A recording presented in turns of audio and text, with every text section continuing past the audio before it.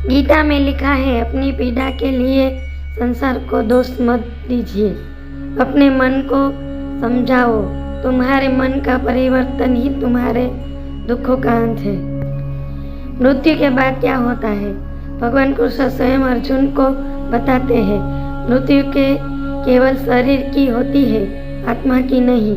यदि आत्मा को दुख सुख भी नहीं होते तो मृत्यु के पश्चात आत्मा को सुख भोगने के लिए स्वर्ग में अथवा दुख भोगने के लिए नरक आदि में क्यों जाना पड़ता है?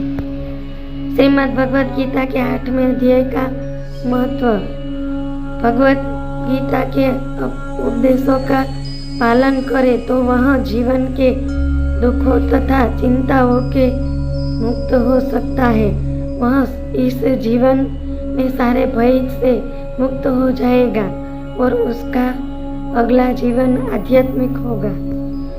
भगवद गीता का विचार संपूर्ण गीता सार। श्री हरि श्रीमद् भगवद गीता आज से करीब 5000 साल पहले भगवान ने कलयुग को ध्यान में रखते हुए ही अर्जुन को निमित्त बनाकर मनुष्य मात्र के कल्याण के लिए कही थी। कुरुक्षेत्र में कौरवों और पांडवों की सेना पहुंच जब महाराज धृतराष्ट्र ने संजय से पूछा, तब संजय ने श्री कृष्ण द्वारा दी गई अपनी दिव्य दृष्टि का प्रयोग किया। कुछ इस तरह संजय ने कुरुक्षेत्र में हुई संपूर्ण घटनाओं का वर्णन किया। जो व्यक्ति आसक्ति से रहित हो गया है तथा जिसका मन और चित्त ज्ञान द्वारा नित्य परमात्मा के स्थित में है, वैसा व्यक्ति यज्ञ के रूप में कर्म करता है तथा उसके पूर्ण कर्म विलीन हो जाते हैं। तरह में एकत्रित युद्ध की इच्छा वाले मेरे और पांडवों के पुत्रों ने क्या किया? चिंता से ही दुख उत्पन्न होते हैं, किसी अन्य कारण से नहीं। ऐसा निश्चित रूप से जानने वाला चिंता से रहित होकर सुखी शांत और सभी इच्छाओं से मुक्त हो जाता है। क्रोध से भ्रम पैदा होता है, भ्रम से बुद्धि व्यग्र होती है, जब बुद्धि व्यग्र होती है तब तर्क नष्ट हो जाता है, जब तर्क नष्ट होता है तब व्यक्ति का पतन हो जाता है।